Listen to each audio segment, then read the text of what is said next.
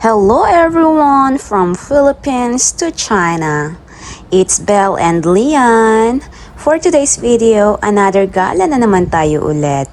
Tignan nyo naman ang outfitan ni kumpare nyong Lian.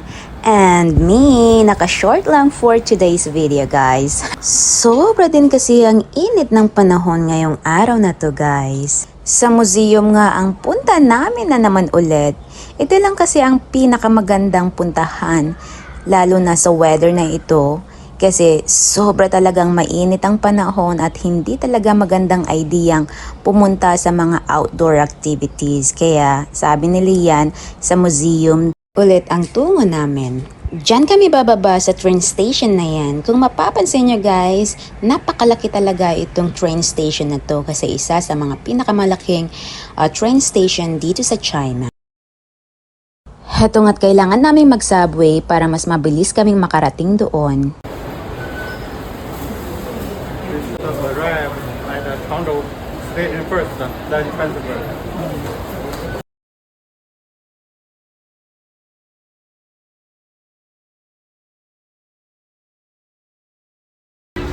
I like rice, Han. There's rice there. After subway, kailangan pa naming sumakay ng bus bago makarating doon. Pero sabi ni Lian, kain daw muna kami since lunchtime na.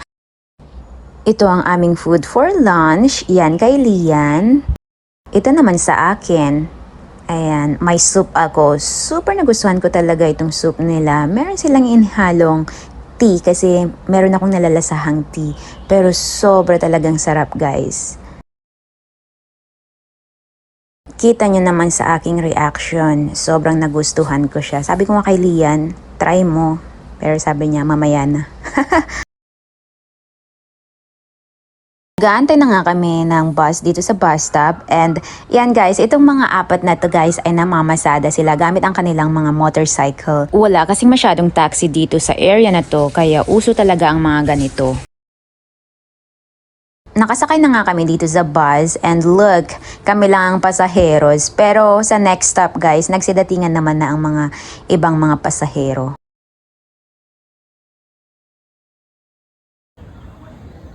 Nakarating na nga kami dito sa aming destination and iyan yung entrance guys. Diyan kami papasok, papunta sa loob. And ito guys yung gate. Diyan din ang labasan ng mga pauwi na. To give you a background information about this place, ito ay school ng mga militar ng sinaunang panahon dito sa China. Ito nga ang unang bungad na building. Pagpasok namin dyan, yan lang pala ang open, parang lobby na may mga flyers na kung saan makikita ang mapa ng buong school. Paglabas nga namin ay napansin namin itong mga taong nagsisiakyatan dito. Kaya sinundan namin sila out of curiosity para alamin kung anong meron dito. And look guys, dito sa taas, namangha ako dito sa punong kahoy na to. Sobrang laki, siguro 100 years or more na itong punong kahoy na to. At ito pala ang makikita dito sa taas guys. Hayan, napakasarap din ng simoy ng hangin dito. Bumaba na nga kami at nagtungo sa building na ito. Mukhang ito ang function hall ng school na to nung unang panahon. Kung mapapansin nyo, lumang-luma talaga ang style ng mga upuan at mga desks dito. Hayan na nga at naupo ang napakagwapo kong asawa. Ganyan daw sila maupo noon.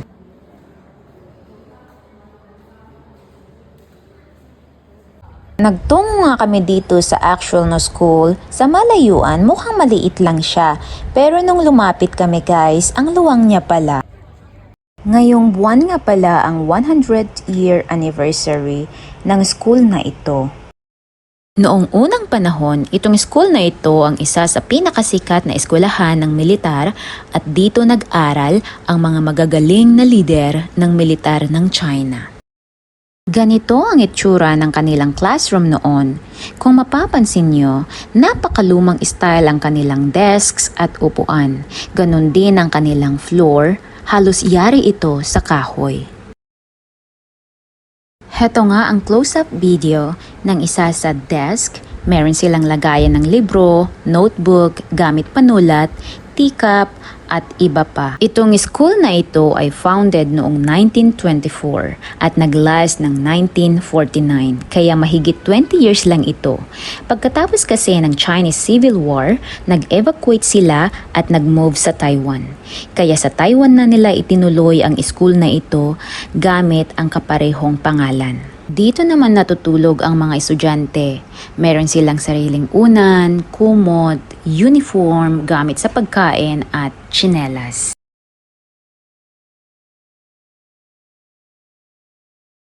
Dito nga ako na-curious guys sa kanilang tsinelas. Look, gawa ba ito sa damo or rattan?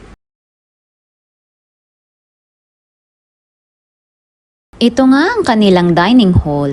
Nakakatuwa kasi may mga decoration ng bawat table na parang totoong food. Ito ang mga halimbawa ng kanilang pagkain noon. Itong table na ito na may mga artificial na food ay para talaga sa mga tourists, para sa ganon ay makita nila ng malapitan ang itsura neto. Actually, bawal hawakan, kaya naman napapatingin ako kung nakatingin yung bantay.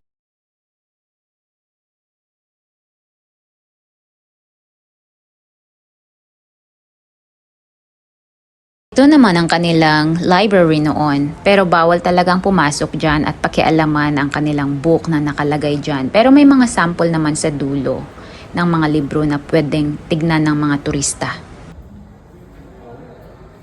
Pumasok na nga kami dito sa loob na to at ang makikita lang dito ay itong mga to, parang painting. Ayan, hindi ko din maintindihan kung anong mga nakasulat dito.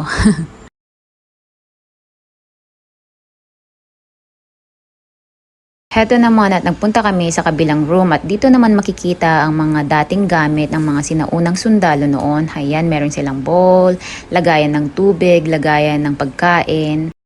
Eto naman ang napakagwapo kong asawa. Ayan, busy-busy sa pagtitake ng videos. Kaya naman sabi ko sa kanya na ako naman ang videohan niya, yung mukha akong seryoso sa pagtitingin-tingin at pagbabasa. O diba?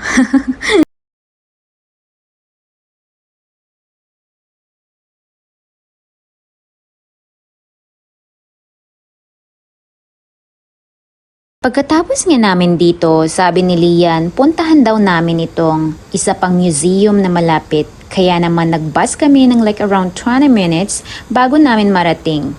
Para daw masulit namin itong araw na ito. Itong museum naman na ito ay tungkol sa mga pangyayari sa pagtatapos ng Qing Dynasty at ang kapanganakan ng bagong revolusyon na kung saan itong meron sila ngayon.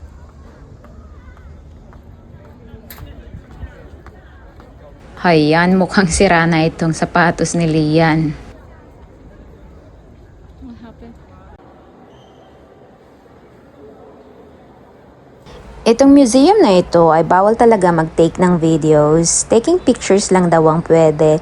Pero kung hindi naman sila nakatingin, patago talaga itong mga videos na ito.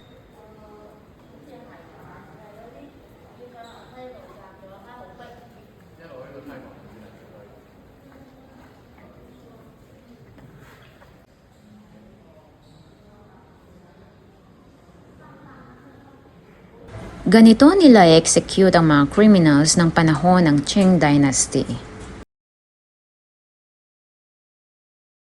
Talaga namang napakayaman ng China at na-preserve pa nila ang kanilang mga history. Ganito naman ang itsura ng kanilang mga baril nung unang panahon.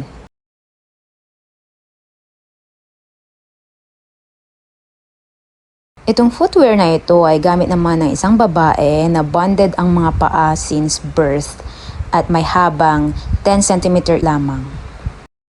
Eto nga't pauwi na kami. Sakay kami ulit ng subway pabalik ng train station. Gusto ko nga pala is-share sa inyo itong napaka-cool na way of payment namin sa transportation, mapa-train or bus man ito. Itap lang namin itong likod ng phone, then automatic nang mag-go through ang payment namin. Kung ang phone mo ay latest or updated phone, automatic na siyang may NFC sa setting mo. On mo lang ito at lagyan mo ng funds ang wallet app mo. Then, yan, pwede na. Sobra talaga itong napaka-convenient. Yun lang guys. Thank you so much for watching. Bye-bye!